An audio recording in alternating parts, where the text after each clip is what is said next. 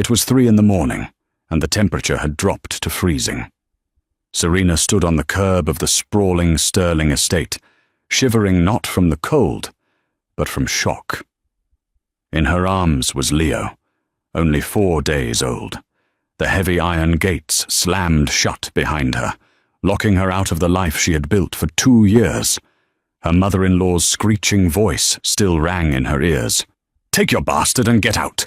We don't run a charity for gold diggers!" Serena looked up at the mansion's windows, glowing with warmth, where her husband stood watching and did nothing. She wiped rain from her eyes and reached into her pocket, pulling out a phone that contained a contact named the chairman. She dialed. It was time to remind the Sterlings who actually paid for the roof over their heads. The Sterling family estate in the affluent suburb of Winnetka, Illinois, was a monument to old money, or at least the appearance of it. Inside the limestone walls, the air was always cold, maintained at a brisk 68 degrees by Victoria Sterling, the matriarch who believed comfort was a sign of weakness. Serena Vance, technically Serena Sterling, though no one in the house used her married name with any respect, was on her hands and knees in the foyer. She was 9 months pregnant. Her ankles were swollen to the size of grapefruits, and her lower back throbbed with a dull, rhythmic ache that signaled her body was nearing its breaking point. Yet, she was scrubbing a scuff mark off the marble floor because the maid, Maria, had been fired by Victoria that morning for insolence. "Mr. Spot," a voice clipped from the top of the grand staircase. Serena paused, taking a ragged breath before looking up. Victoria Sterling stood there, draped in a vintage Chanel robe, a glass of Chardonnay in hand, despite it being only 11:40 a.m. Next to her was Jessica, Serena's sister-in-law, who was scrolling through Instagram and barely suppressed a giggle. "I'm doing my best, Victoria," Serena said, her voice steady but quiet. She struggled to push herself up, using the wall for support. The baby kicked hard against her ribs, knocking the wind out of her. "Your best represents the mediocrity of your upbringing," Victoria sneered, descending the stairs.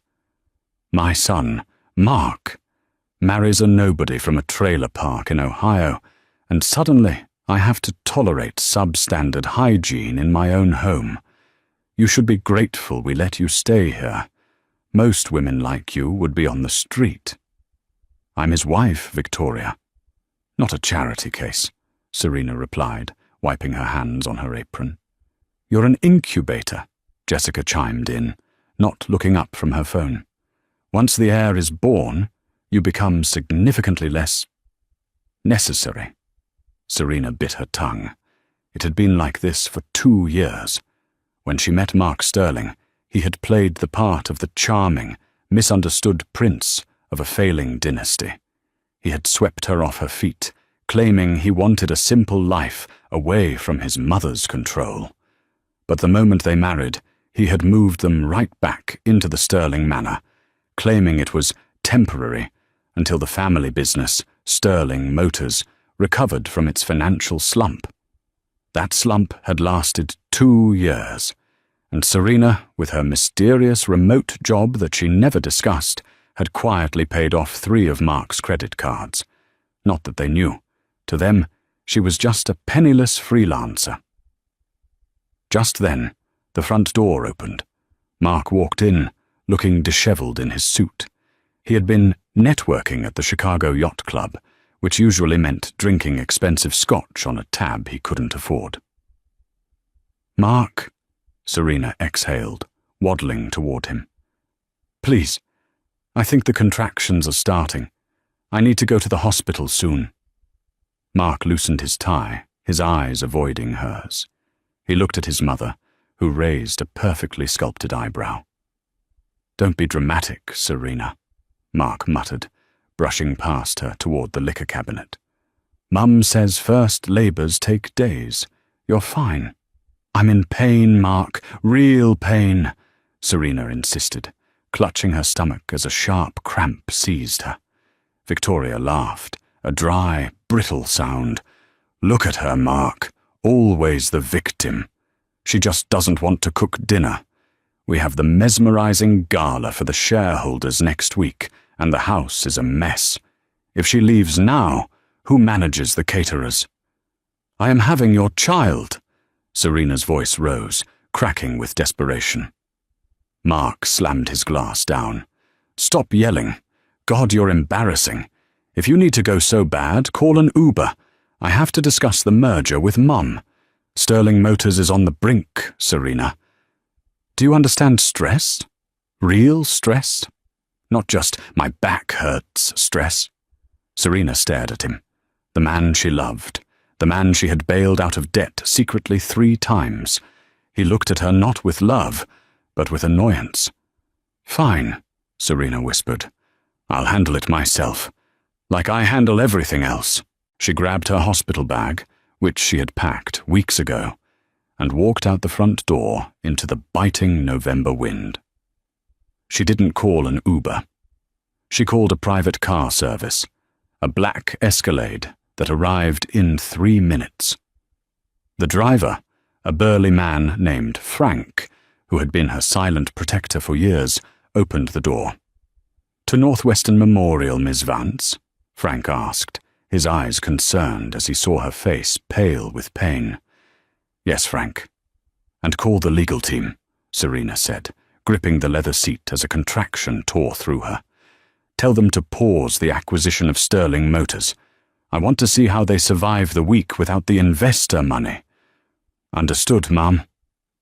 As the car pulled away, Serena looked back at the mansion. They thought she was weak.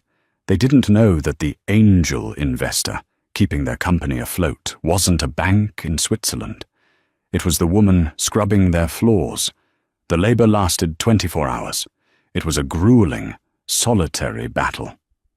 In the sterile luxury of the private suite at Northwestern Memorial Hospital, paid for by Serena's private accounts, not Mark's insurance, Serena screamed into a pillow while nurses held her hand.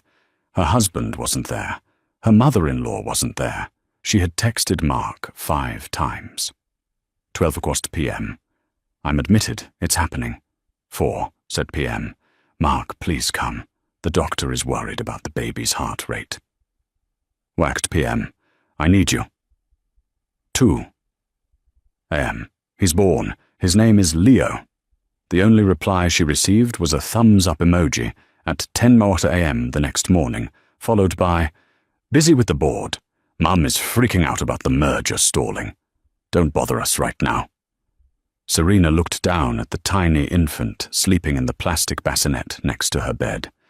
Leo had dark hair like Mark, but he had her fierce, determined chin. She traced his tiny cheek with her finger.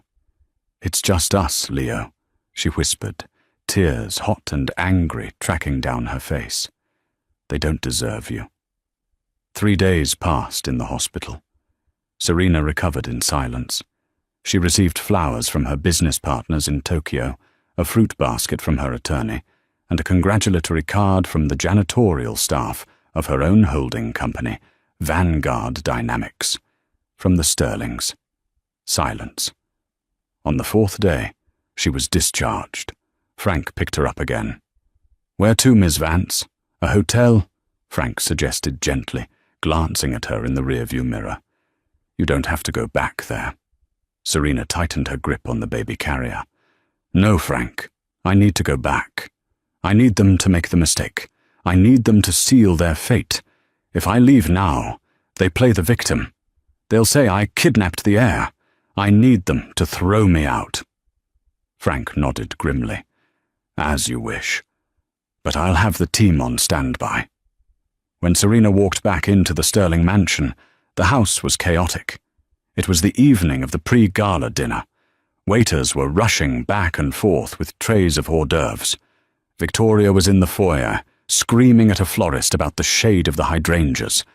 When she saw Serena enter, holding the baby carrier, she didn't smile. She checked her watch. You're back, Victoria said, her tone implying disappointment. And you brought it. His name is Leo, Serena said, her voice hoarse. "He's your grandson." Mark appeared from the living room, holding a tumbler of whiskey. He looked exhausted, dark circles under his eyes. He glanced at the baby, then at Serena. There was a flicker of shame, but it was quickly drowned out by irritation. "You picked a hell of a time to come back, Serena," Mark said. "The investors halted the funding. We are bleeding cash. I'm about to lose the company, and you're walking in here expecting a welcome parade?" "I just had surgery, Mark. I have a newborn," Serena said, putting the carrier down carefully. "I don't expect a parade. I expected my husband." "Don't be selfish," Jessica shouted from the couch. "Do you know how embarrassing it is? We might have to sell the Aspen house, and you're just standing there looking frumpy." Victoria walked over to the baby carrier. She peered inside, her lip curling. "He's small, weak-looking. Probably takes after your side of the family. The Sterling men are born strong." Serena stepped between Victoria and the baby. "Don't talk about him like that." Victoria laughed, a sound like glass breaking.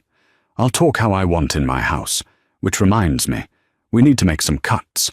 Since Mark's trust fund is frozen until the merger goes through, we can't afford extra mouths to feed." Serena froze. "What are you saying?" "I'm saying," Victoria smiled cruelly, "that this nursery you set up is ridiculous. We're turning that room into a home office for Mark. He needs space to save the business. You can sleep in the guest quarters. The ones in the basement." "The basement?" Serena asked, disbelief washing over her. "It's damp. It's freezing. I have a 4-day-old infant." "Then maybe you should have thought about that before you trapped my son into marriage," Victoria spat. "Go downstairs, Serena, and keep that thing quiet. If I hear one cry during the dinner tonight, you'll wish you stayed in the hospital."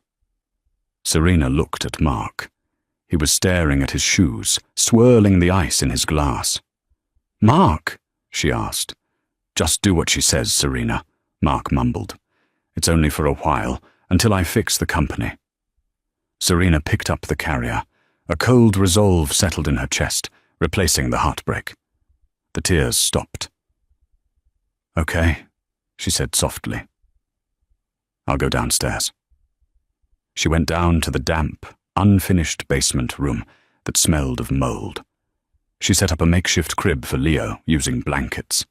She sat in the darkness, listening to the laughter and clinking glasses upstairs as the Sterlings entertained their high society friends.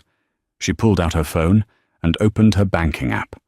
She navigated to the corporate account for Vanguard Dynamics. The balance displayed was a number with 9 zeros. She scrolled to the Acquisitions tab. There was a pending file named Project Sterling, Hostile Takeover. Status: paused. Serena's thumb hovered over the Resume button. "Not yet," she whispered to sleeping Leo. "Let them dig the grave a little deeper." The basement air was thick and smelled faintly of heating oil and damp concrete. Serena had found an old space heater in a storage closet, but it barely made a dent in the subterranean chill. She sat on the edge of the cot, wrapped in 3 layers of old blankets she'd scavenged, holding Leo close to her chest to share body heat. Upstairs, the sounds of the pre-gala dinner party drifted down through the floorboards, the muffled clinking of fine crystal, polite laughter, and the smooth jazz playlist Mark had curated to impress the potential investors who hadn't yet fled the sinking ship of Sterling Motors. It was 10 p.m. Leo had been fussy for an hour, his tiny cries echoing strangely against the cinder-block walls. Serena touched his forehead. It was burning hot. Panic, cold and sharp, pierced through her exhaustion. She unwrapped him slightly. His breathing was shallow and fast. The dampness of the basement was affecting his lungs, already fragile from a stressful birth. "Shh, Leo, it's okay," she whispered, her heart hammering against her ribs. "Mummy's here." She needed the infant Tylenol she had left in the upstairs nursery bathroom before being banished. She also needed a working thermometer. She texted Mark. "Mark, Leo has a fever. The basement is too cold for him. I need to bring him upstairs just for tonight. Please." She waited. 5 minutes. 10 minutes. She could hear his muffled voice directly above her, laughing at someone's joke. He was checking his phone. She knew he was. He was ignoring her. Leo let out a wheezing cough that rattled in his tiny chest. That was it. Serena couldn't wait any more. Clutching Leo tightly in his blanket bundle, she climbed the narrow wooden stairs that led to the kitchen hallway. She opened the door cautiously. The warmth of the main house hit her like a physical blow, smelling of roasted duck and expensive perfume. She tried to slip unnoticed toward the back staircase leading to the second floor, but the universe was not on her side. The double doors to the dining room swung open, and a waiter backed out, followed immediately by Victoria. Victoria stopped dead. She was resplendent in an emerald green silk gown, diamonds glittering at her throat and ears.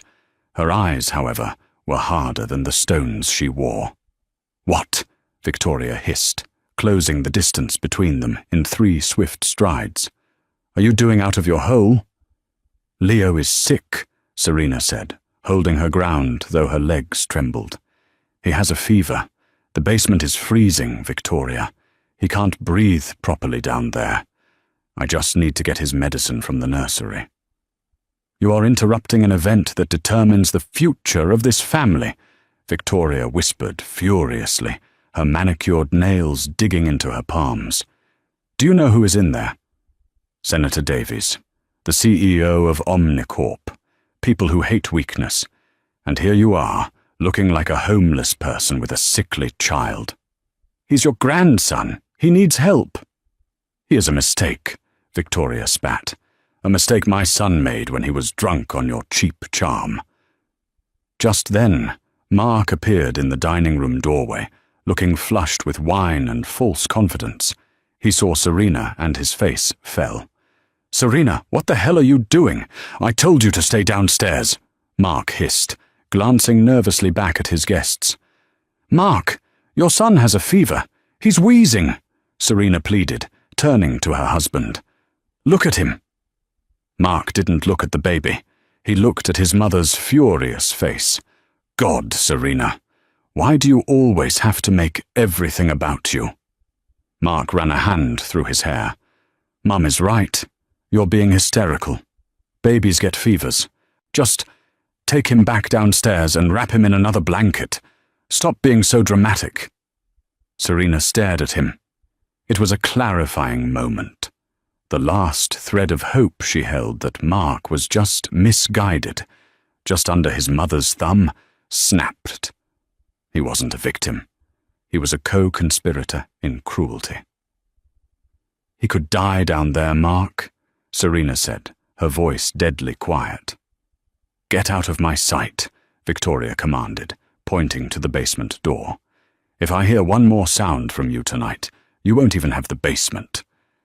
Serena looked at the two of them, the porcelain dolls in their ivory tower, rotting from the inside out.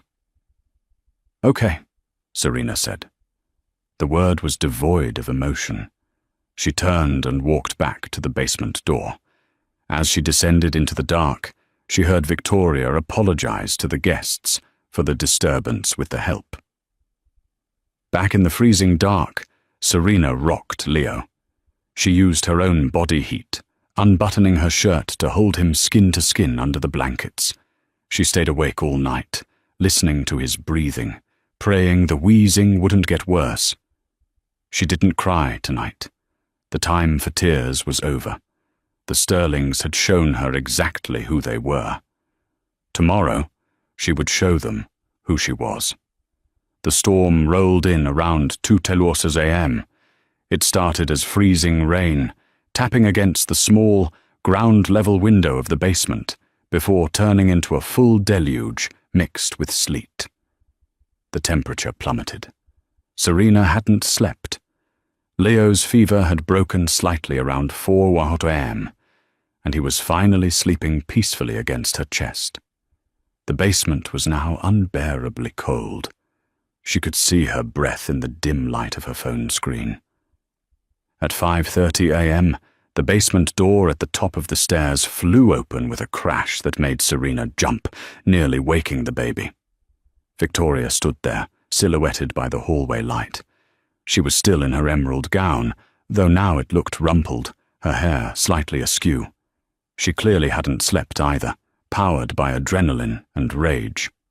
Behind her stood Jessica, smirking in a silk bathrobe, holding a lukewarm cup of coffee. "Up, now!"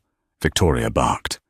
"Victoria, it's 5 in the morning," Serena whispered hoarsely. "I don't care what time it is. I want you out of my house, now." Serena slowly stood up, clutching Leo. "What?" "You heard me. The dinner was a disaster. Senator Davies left early because he said the house had bad energy." "You did that. Your presence poisons everything," Victoria ranted, her voice shaking. "I will not lose my company because my idiot son married trash. Pack your things. You're leaving." "Victoria, it's freezing rain outside.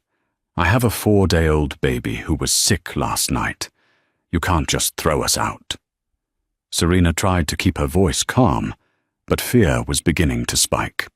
"Watch me."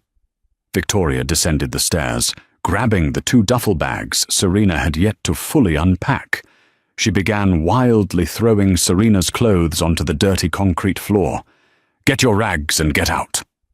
Mark appeared at the top of the stairs. He was wearing sweatpants, rubbing sleep from his eyes. "Mark!" Serena cried out, looking up at him. "Stop her! She's throwing us out in a storm!" Mark looked down at the scene, his mother rampaging through his wife's belongings, his wife clutching their newborn in a damp basement. He sighed, a sound of deep inconvenience. "Mum, maybe wait until the rain stops," Mark suggested weakly. "Shut up, Mark!" Victoria snapped without looking at him. "If you had a spine, you would have done this months ago. This leech is draining us dry. We need to focus on the merger, not babysitting." She turned to Serena, kicking a pile of sweaters toward her. "You have 10 minutes. Anything left behind goes in the incinerator." Victoria stomped back upstairs, followed by Jessica, who offered a sarcastic pout and a wave. "Bye-bye, gold digger." Serena looked up at Mark one last time. He wouldn't meet her eyes. He reached into his pocket and pulled out a crumpled wad of cash, maybe $300. He tossed it down the stairs. It landed in a puddle of water near her feet. "Just go to a Motel 6 or something, Serena," Mark mumbled. "I'll call you in a few days when Mum calms down. It's for the best. We need space." He closed the door, plunging the basement back into near darkness. Serena stared at the money in the puddle. A strange calm washed over her. The final shackle had just been broken. 10 minutes later, Serena walked out the side door of the mansion. She was wearing everything warm she owned. Leo was bundled inside her coat, protected from the biting sleet. She carried one duffel bag over her shoulder. The heavy iron gates of the Sterling estate groaned as they automatically swung shut behind her, locking with a resounding clang. She stood on the curb. The wind whipped her wet hair across her face. She looked back at the house. The warm glow of the lights seemed mockingly distant now. They were warm. They were safe. They thought they had won. Serena reached into a deep coat pocket, past the baby wipes and pacifiers, and pulled out a sleek, black satellite phone that Mark had never seen. It was her emergency-only line. This was an emergency. She dialed a number from memory. It rang once. "Mr. Henderson," Serena said, her voice clearer and stronger than it had been in 2 years. The facade of the meek Ohio girl evaporated into the freezing rain. "Serena, my God, where are you? It sounds like a hurricane." Smooth, professional voice of Marcus Henderson, her chief legal counsel at Vanguard Dynamics, answered. I'm outside the Sterling estate. I've been evicted. A stunned silence on the other end. They evicted you? With the baby? In this weather? Yes. Marcus, I'm done waiting. The observation phase is over. Understood. What are your instructions for Project Sterling? Serena looked up at the second-floor window, where she knew Victoria's bedroom was. Kill it, Serena commanded. Pull the plug. I want all funding from the angel investor shell company withdrawn immediately. Call in the bridge loans we issued last quarter. They have 24 hours to pay in full, or we seize collateral. The collateral is the estate and the intellectual property of Sterling Motors, Marcus clarified, the excitement audible in his voice. Exactly. Freeze their corporate accounts. Alert the SEC about the irregularities in their last quarterly report, the ones I conveniently didn't fix for them. And Marcus? Yes, Chairwoman. Leak it to the press. I want Sterling Motors insolvency on the front page of the Wall Street Journal by noon. Let everyone know they are radioactive. A dark smile spread across Serena's face as the freezing rain lashed against her skin. Burn it down, Marcus. Burn it all down. The morning after Serena's eviction broke with a deceptive calm over the Sterling estate. The storm had passed, leaving the grounds glistening and wet. Inside, the mood was almost jubilant. Victoria Sterling sat at the head of the breakfast table, buttering a croissant with the precise, satisfied strokes of a woman who had just excised a tumor. The air feels lighter, doesn't it? Victoria remarked, taking a sip of her espresso. Without that sullen energy dragging us down, the house can finally breathe. Mark sat across from her, scrolling through his phone, looking less convinced. I guess. It feels a little quiet. Do you think she found a place? It was pretty rough out there last night. Oh, please, Mark, Jessica chimed in, piling berries onto her yogurt. She's a survivor, like a cockroach. She's probably back in Ohio by now, telling sob stories to anyone who will listen. Good riddance. Now we can focus on the gala tonight. The caterers are arriving at noon. Mark nodded, pushing his guilt down. Yeah, you're right. We need to focus. I need to check the accounts. The angel investor transfer usually hits by 9 a.m. on Tuesdays. Check it, Victoria commanded. Then call the florist. I want the lilies replaced. Mark opened his banking app. He frowned. The screen buffered, a spinning wheel of death that seemed to last an eternity. Finally, it loaded. Account balance, 0/0. Status, frozen. Compliance hold. See ref, SEC 4491. Mark blinked. He refreshed the page. The 0 remained, staring back at him like a blind eye. That's weird, Mark muttered. The app is glitching. What is it? Victoria asked, annoyed. It says 0 and... Frozen? Mark's voice pitched up. Let me check the business operating account. He swiped. Sterling Motors. Operating $450,000. Overdraft. Status. Locked. Mark, stop playing games, Victoria snapped. Call the bank. Mark's hands were shaking as he dialed the private client line for Sterling's longtime banker, Mr. Gable. It rang once, then went to voicemail. He tried again. This time it was answered by a cold, unfamiliar voice. Legal Department, First National Bank. This is Agent Miller. Legal. No, I want Jerry Gable. This is Mark Sterling. Mr. Gable is no longer handling your accounts, Mr. Sterling.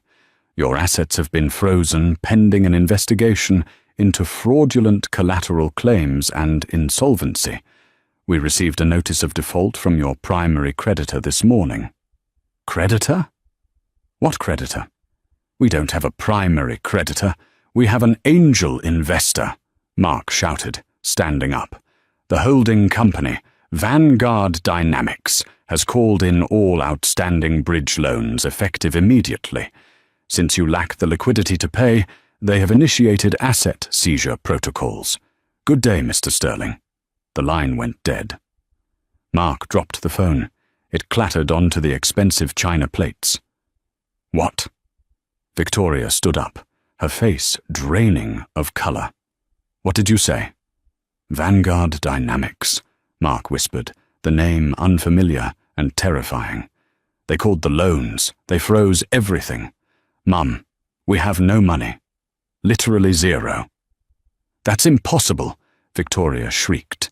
Get the angel investor on the phone. That contact Serena gave us. Call him. Mark fumbled for his contact list and found the entry. The chairman. He dialed. We're sorry. The number you have dialed is no longer in service. Goodbye. At that exact moment, the lights in the dining room flickered and died. The hum of the refrigerator ceased. The heating system groaned and shut down. Jessica looked up from her phone, her face pale. Mum? The Wi-Fi just cut out, and someone is at the gate. Victoria ran to the window. Outside, a fleet of white trucks was pulling into the driveway. The side of the trucks read, Vanguard Asset Recovery. Men in jumpsuits were already hopping out, carrying clipboards and red tags. They can't come in here, Victoria screamed, rushing to the front door. She threw it open, nearly colliding with a tall man in a dark suit, holding a thick stack of papers. Mrs. Sterling? The man asked. Get off my property. I'll call the police. I wouldn't do that, ma'am, the man said calmly, handing her a document. This is a court order. Sterling Motors used this estate as collateral for the loans issued in 2023 and 2024. Since the loans are in default, the property is now under the stewardship of Vanguard Dynamics. You have 48 hours to vacate the premises. Vacate? Victoria gasped, clutching the doorframe. This is my house. My family has lived here for 50 years. Not anymore, the man said, signaling to his team. Boys, start inventorying the artwork and vehicles. Nothing leaves this property. As the repo men pushed past a stunned Victoria, Mark sank onto the stairs, his head in his hands. Meanwhile, 20 miles away in downtown Chicago, the scene was very different.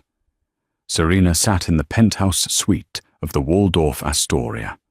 The room was bathed in golden light, smelling of fresh orchids and expensive coffee. She was dressed in a tailored cream suit that cost more than Mark's car. Her hair was blown out, sleek and shiny. She sat in a plush armchair, feeding Leo a bottle of premium formula. A pediatric nurse, hired through an exclusive agency, waited nearby to burp him. On the massive, flat-screen TV on the wall, the news was playing. The headline scrolled in bold red. Sterling Motors crashes. Insolvency, scandal rocks Winnetka. Serena watched the footage. It showed news vans parked outside the Sterling gates. It showed a clip of Mark shouting at a cameraman, looking disheveled and frantic. Ms. Vance? Serena turned. Marcus Henderson, her lawyer, stood in the doorway, holding a tablet. The first phase is complete, Marcus said, a hint of satisfaction in his voice. We've secured the liens. The electricity was cut an hour ago.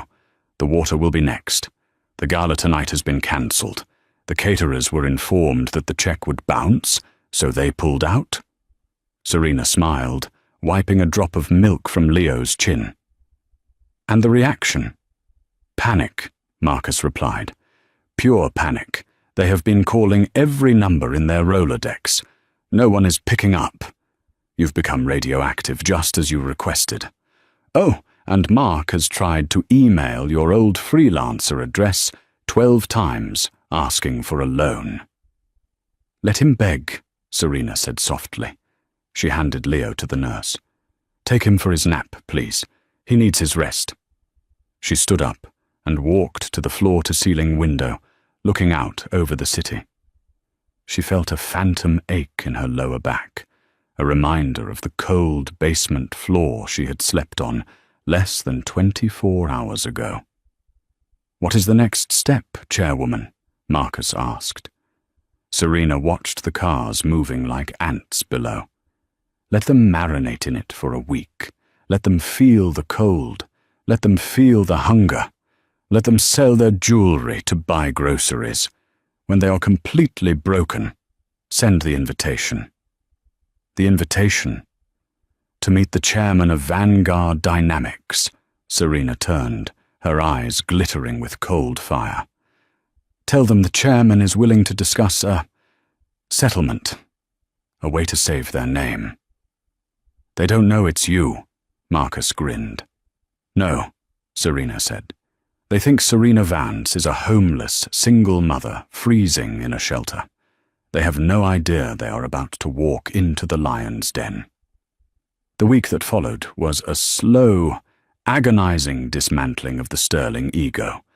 It started with the small indignities. The country club membership was revoked. The housekeeper, the gardener, and the chef all quit on the same day when their direct deposits failed. By day 3, the house was freezing. The backup generator had run out of fuel, and they had no money to refill it. Victoria Sterling, the woman who once scolded a maid for a spot on the floor, was forced to heat cans of soup over the flames of the living room fireplace, burning antique chairs for warmth because they couldn't afford firewood. By day 5, the desperation turned into madness. We have to sell the diamonds, Mark said, his voice hollow. He was wearing the same suit for the 3rd day in a row. The pawn shop on 4th Street said they'd take them. My mother's diamonds. Victoria wept, huddled under a mink coat on the sofa. Mark, how did this happen? Who is doing this to us? It's a conspiracy. It's Vanguard Dynamics, Mum, I told you, Mark snapped, pacing the room. They own us. They own the debt. They own the house. We are squatters. Why won't they meet with us? Jessica whined. She was trying to charge her phone with a solar battery pack she found in the garage. I can't even post about this.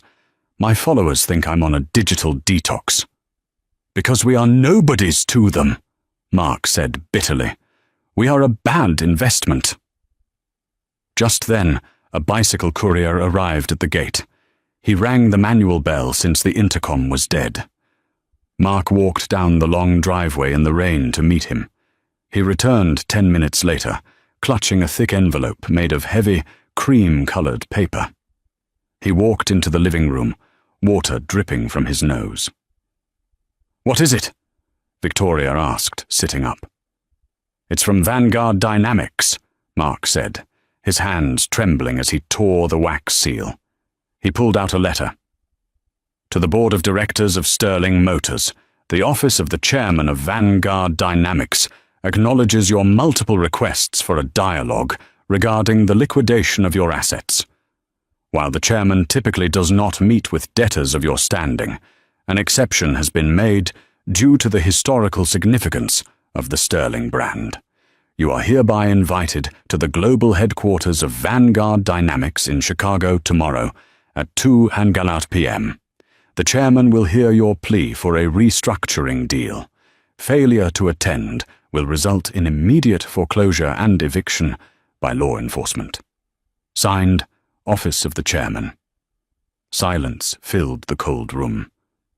A meeting, Victoria whispered, hope flaring in her eyes like a match in the dark. A chance. We can fix this, Mark said, a frantic energy seizing him. We just need to explain. We need to charm him. This Chairman, he's a businessman. He'll understand that Sterling Motors has a legacy. We just need more time. We need to look impeccable, Victoria commanded, standing up and shedding her blankets. Jessica, find the best suits we have that aren't wrinkled. Mark, shave. We are going to walk in there like we still own the world. We are Sterlings. We do not beg. We negotiate. The next day, the Sterling trio arrived at the Vanguard Tower in downtown Chicago.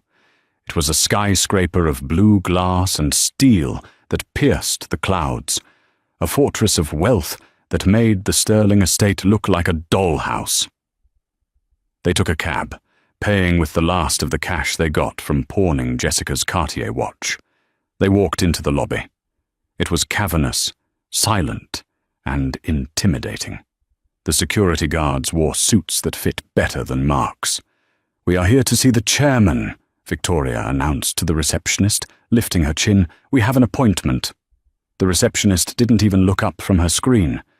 Names? The Sterling family. Top floor. Private elevator. He is expecting you. They rode the elevator in silence. Mark's palms were sweating. Victoria fixed her hair in the reflection of the brass doors. Jessica was biting her nails. "Remember," Victoria hissed as the numbers climbed. 40, 50, 60. "Be confident.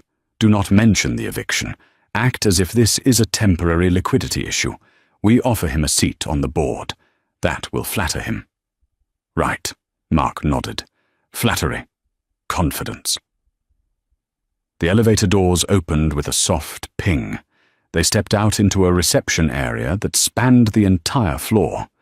The view of Chicago was breathtaking. The furniture was modern, sleek, and screamed of billions. A woman in a sharp grey suit approached them. "Mr. and Mrs. Sterling, right this way. The board is assembled." "The board?" Mark gulped. "I thought it was just the chairman." "The chairman likes an audience," the woman said enigmatically. She led them to a set of massive double doors made of frosted glass. She pushed them open. The boardroom was enormous. A long table made of black obsidian stretched down the center. At the far end, a chair with a high back was turned away from them, facing the window. Seated along the sides of the table were 12 people, lawyers, accountants, and executives, all looking at the Sterlings with expressions ranging from amusement to pity. Victoria straightened her jacket. She walked in, her heels clicking on the polished floor. "Good afternoon," Victoria projected her voice, trying to summon the ghost of her old authority. "I assume you are the chairman. We appreciate you taking the time. We are here to discuss the misunderstanding regarding our accounts." The chair at the end of the table did not move.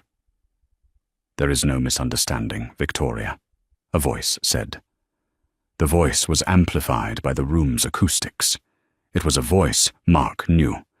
It was a voice he had heard whisper, "I love you," and scream in labor pains. But now, it was steel. Mark froze.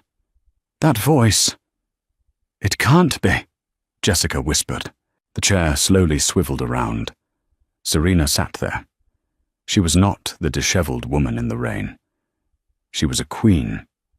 She wore a white power suit that glowed against the dark room. Her hair was perfect. Her makeup was sharp. And in her arms, resting comfortably against her shoulder, was Leo. She looked at them, her husband, her mother-in-law, her sister-in-law, with a gaze so cold it dropped the room temperature by 10 degrees. "Please," Serena said, gesturing to the 3 empty, small folding chairs set up at the opposite end of the table, far away from her. "Sit down." Victoria's mouth opened and closed like a fish. "Serena." "What? What are you doing here? Where is the chairman?" Serena leaned forward, placing her hands on the obsidian table. "I am the chairman," she said. "I am the founder and majority shareholder of Vanguard Dynamics. I am the one who has been paying your bills for 2 years. I am the one you threw out into the rain." She smiled, but it didn't reach her eyes. "And now," Serena continued, "I am the one holding the axe." The silence in the boardroom was absolute. It was the kind of silence that happens when the world tilts on its axis and gravity suddenly pulls in a different direction. Mark was the first to speak. His voice was a cracked whisper, trembling with a mixture of confusion and a desperate, clawing hope. "Serena, I don't understand. Is this a joke? Did you win the lottery?" He took a step toward her, his hands reaching out instinctively. "Babe, why didn't you tell me?" Serena didn't flinch. She didn't look at Mark. She looked down at Leo, adjusting his tiny sock. "Sit down, Mark. Security will remove you if you take another step." Two large guards stepped out from the shadows, their hands hovering near their belts. Mark froze, then slowly sank into the folding chair next to his mother. Victoria was shaking. Her face, usually a mask of haughty disdain, was crumbling. She looked at the woman she had treated as a servant, the woman she had forced to scrub floors while 9 months pregnant. "You can't be the chairman," Victoria stammered. You're from Ohio. Your father was a mechanic. You wore thrift store clothes." "My father owned a chain of 85 collision centers across the Midwest," Serena corrected calmly. "He lived simply because he believed wealth should be quiet. He taught me that money screams but wealth whispers. When he passed, I inherited everything. I turned that capital into vanguard dynamics. I was 22. She looked up, her eyes locking onto Victoria's. "I didn't tell you because I wanted to be loved for me, Victoria, not for my portfolio. And when I met Mark, I thought I found that. I thought I found a family." Serena's expression hardened. "I was wrong. I found parasites." "Parasites!" Jessica screeched, finding her voice. "We took you in. We gave you a roof." "I bought the roof." Serena slammed her hand on the table, the sudden noise making everyone jump except Leo, who simply stirred. She signaled to Marcus, her lawyer. He tapped a button on his laptop, and the massive screen behind Serena lit up. It displayed a complex web of bank transfers. "Look closely," Serena commanded. "This is the financial history of Sterling Motors for the last 3 years. Here is the Angel Investor account, and here is the source of funds." The line traced back to a personal trust, the Serena Vance Revocable Trust. "Every time you bought a designer bag, Jessica, I paid for it. Every time you flew first class to Paris, Victoria, I approved the expense. And Mark, every time you saved the company with a last-minute injection of cash. That was me, transferring money from my savings to your business account while I sat in the next room pretending to knit." Mark looked at the screen, his mouth agape. The realization washed over him. The humiliation was total. He hadn't been a businessman. He had been a child on an allowance, unknowingly funded by the wife he had ignored. "I kept you afloat because I loved you, Mark," Serena said, her voice dropping to a dangerous whisper. "I thought if I supported you, you would eventually become the man you pretended to be. But you didn't. You became small. And when I needed you most, when I was bleeding and holding our son, you became invisible." "Serena, please," Mark wept, tears streaming down his face. "I was scared. Mum, she pressured me. You know how she is. I love you. I love Leo. We can fix this. We're a family. You have all this money. We can live like kings. Think of Leo." "I am thinking of Leo," Serena said. "That is why I am divorcing you." She slid a thick folder across the long obsidian table. It stopped perfectly at the edge, right in front of Mark. "These are divorce papers," Serena stated. "I am suing for full legal and physical custody of Leo. I am also suing you, Victoria, and you, Jessica, for emotional distress, wrongful eviction, and endangerment of a minor." "You can't take my grandson," Victoria hissed, her survival instinct kicking in. "We will fight you. The Sterling name still means something in this town. No judge will give a child to a single mother who ran away." Serena laughed. It was a dark, dry sound.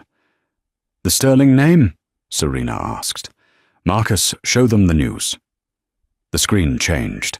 It showed a live feed of the New York Stock Exchange. The ticker for Sterling Motors was red, delisted. "I didn't just buy your debt, Victoria. I bought your brand. As of this morning, Sterling Motors no longer exists. I have dissolved the corporation. The assets, the factory, the patents, the inventory have been absorbed into Vanguard's electric vehicle division. Serena leaned back, looking like a judge delivering a death sentence. You have no company, you have no money, you have no house, and thanks to the footage from the security cameras at the gate, which I own, I have a video of you throwing a newborn baby into a sleet storm. I sent it to TMZ an hour ago. It has 3 million views. Victoria gasped, clutching her chest. You monster! I learned from the best, Serena replied. She stood up. The meeting was over. Here is the deal, Serena said, looking down at them. You will sign the divorce papers now. You will sign over full custody. You will sign a non-disclosure agreement that says you will never speak my name or Leo's name in public again. And if we don't? Mark asked, his voice shaking. If you don't, Serena said, walking toward the door, I will prosecute you for corporate fraud. I cooked your books, Mark, remember?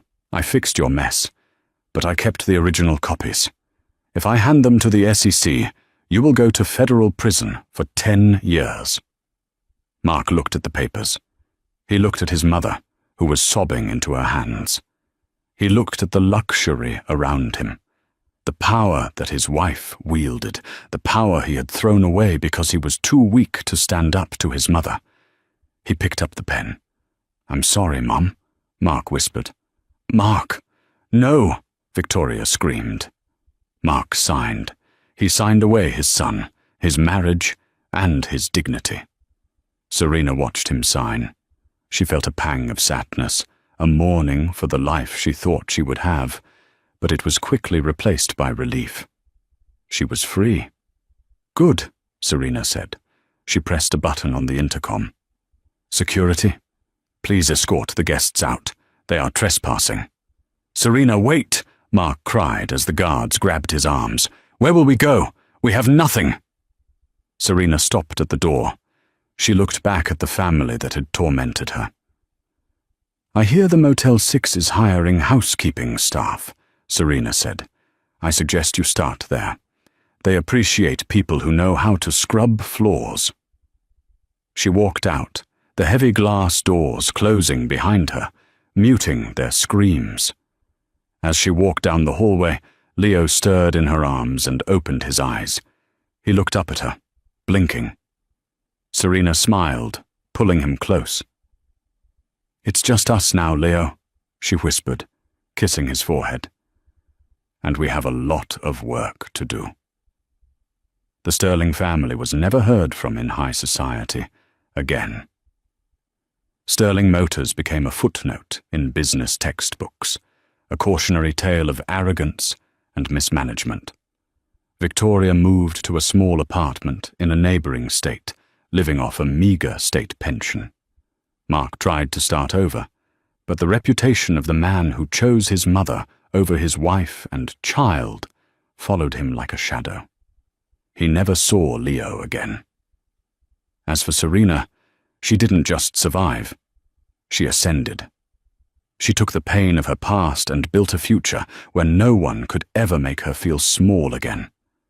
She raised Leo to be strong, kind, and surprisingly humble for a boy who would one day inherit an empire.